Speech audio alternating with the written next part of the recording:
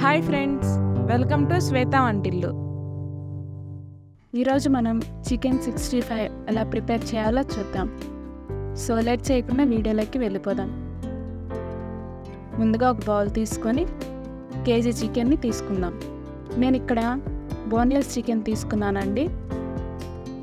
1.5 table spoon అల్లం వెల్లుల్లి paste, 1 tablespoon salt, 2 tablespoon కారం, 1 tablespoon garam masala, 1 tablespoon chicken masala, 1 tablespoon మిరియాల పొడి, 1 టేబుల్ స్పూన్ ధనియాల పొడి, 2 రెమ్మల కరివేపాకు, కొంచెం కొత్తిమీర, 1 టేబుల్ స్పూన్ శనగపిండి, 1 టేబుల్ స్పూన్ బియ్యం పిండి, 2 టేబుల్ స్పూన్ వరకు ఆయిల్, కొంచెం ఫుడ్ కలర్ని కూడా యాడ్ చేసుకోవచ్చు. ఫుడ్ కలర్ వద్దనుకుంటే స్కిప్ చేయొచ్చు. ఇప్పుడు మొత్తం మిక్స్ అయ్యేలా బాగా కలుపుకోవాలి. మనం ఎంత బాగా కలుపుకుంటే అంత టేస్ట్ వస్తుంది.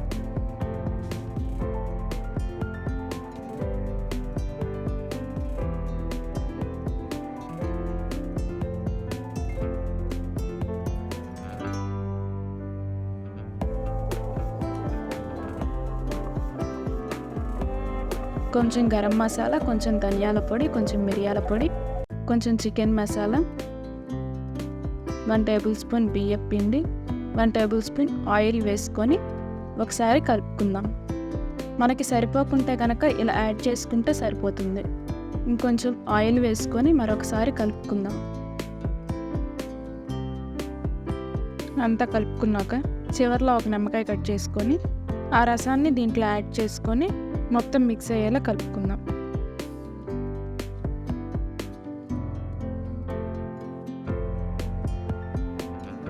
ఇలా కలుపుకున్నాక ఒక 4-5 గంటల వరకు పక్కన పెట్టుకోవాలి.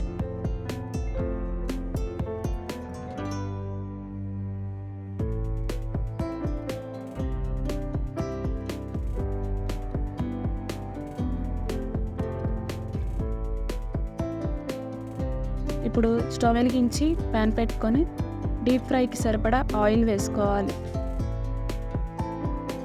ఆయిల్ హీట్ అయ్యాక మనం ముందుగా కలిపి పెట్టుకున్న చికెన్ని ఒక్కొక్క పీసెస్గా వేసుకోవాలి. చికెన్ని వేసుకున్నాక వెంటనే కదపకూడదు. చికెన్ని వేసిన తర్వాత ఒక 5 నిమిషాల తర్వాత మనం అటు ఇటు తిప్పుకుంటే సరిపోతుంది.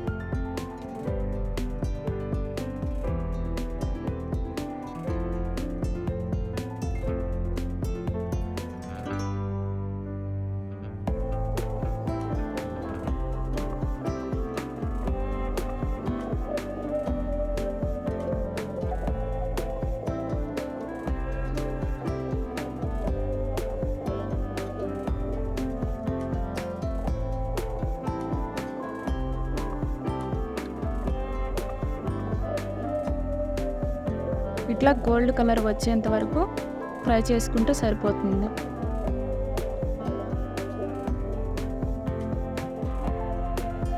ఇలా గోల్డ్ కలర్ వస్తే సరిపోతుంది. ఇప్పుడు ఒక ప్లేట్లోకి సర్వ్ చేసుకుందాం.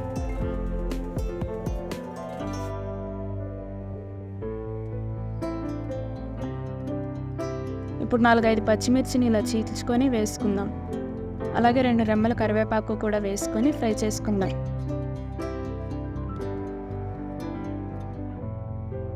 ఇలా ఫ్రై అయ్యాక ఒక ప్లేట్లోకి తీసుకుందాం.